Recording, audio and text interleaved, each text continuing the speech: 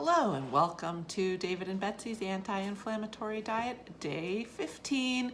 We're off on the first day of our third week. How are you doing, David? I'm great. How are you? Well, I'm okay. It's a Thursday, so that marks the first day of our new week. This is our day for collecting some data. Did you collect some data this morning? I collected data. How was your data? So for 2 weeks now, I am down 4.5 pounds. So the first week was 3 and the second week was 1.5? Mm-hmm.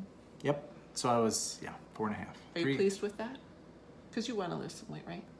Yeah, no, I think that's plenty. I don't think it's really great to lose much more than that a week. I don't know. Right. But I agree. I'm not exercising as much as I'd like because of this bum knee. Hopefully that'll be fine in a week or two. Okay. But I walked a lot today. I don't know. That's about as good as I can do. So how about you? Well, I weighed myself, and as I've mentioned, I'm not really on a need to lose weight, but I have been hungry, and I've been not eating that much, but my weight's the exact same as it was a week ago. Okay. Okay, not up, not down. Anything else you have to report about the anti-inflammatory diet? Your progress? Well, first of all, we got a lot of comments, so thank everybody for that. We've taken a look at those, and I think there's some things in there that we can definitely talk about over the next few days and whatnot. I did have one thing though that it's kind of interesting today. So I went out with some friends tonight to a local place to play a little trivia, and when I got there, I hadn't eaten dinner yet. And I looked at the menu, and it was kind of a bar place and a brewery, which is, I'm 0 for 2 right now. I can't really have it, so I drank water. But I looked at the menu, and there were only 2 things on there that I think were, maybe 3 things that I could have even had. And that was a little frustrating. One was this, like, it sounded pretty good, like a big salmon dinner. Okay. But I didn't want to have a big salmon dinner at a bar.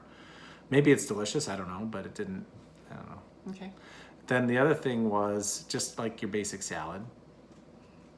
If I had seen just like a chicken salad, I probably would have pulled the trigger on that, but it was like a house salad with like 10 different vegetables and all that, so I didn't want that. Did they have other grilled chicken items on the menu? They were, but they were like a grilled chicken sandwich. Right. There wasn't like a grilled, at least I didn't see like just like a chicken, and then it was becoming like, I don't want to get fancy or anything like that. It was a bit of a struggle. Just for people who don't know, if a restaurant has grilled chicken items on the menu and they have salad on the menu, you can ask them and they will make a salad and give you grilled chicken if you want that.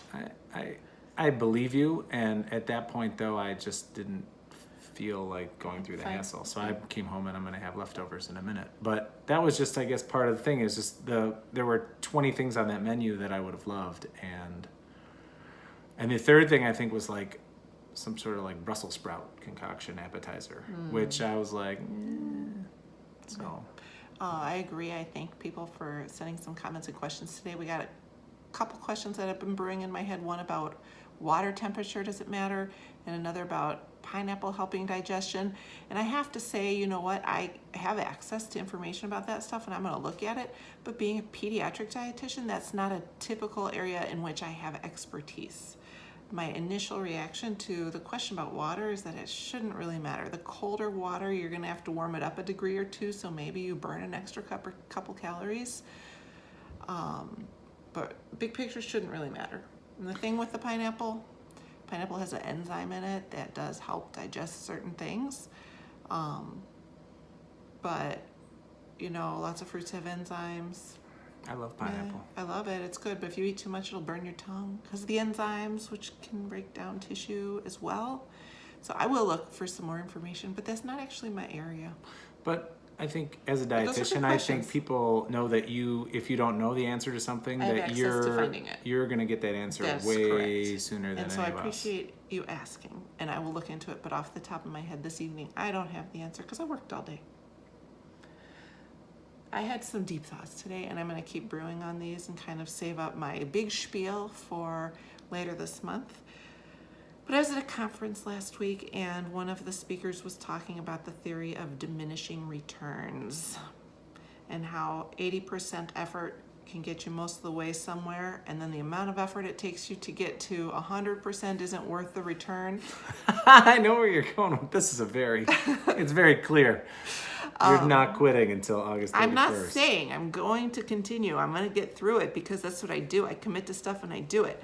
But I'm just questioning at this point the theory of diminishing returns and what am I getting out of this. So, I'll stick it out, but that's where my brain's at. I appreciate that. I want that piece of pizza right now, but I'm going to hold off. It's not even that. It's just like, I get it. what am I getting out of this? Not at the moment, nothing. And in terms of a report on aches and pains and anti-inflammation, not a zilch, nothing. So I feel great because I'm on steroids. that doesn't help. That doesn't help me. But I'm glad it's helping you. All right, thank you. Please keep sending questions and comments. Please support us. We really love that so many people have tuned in. See you tomorrow. Bye.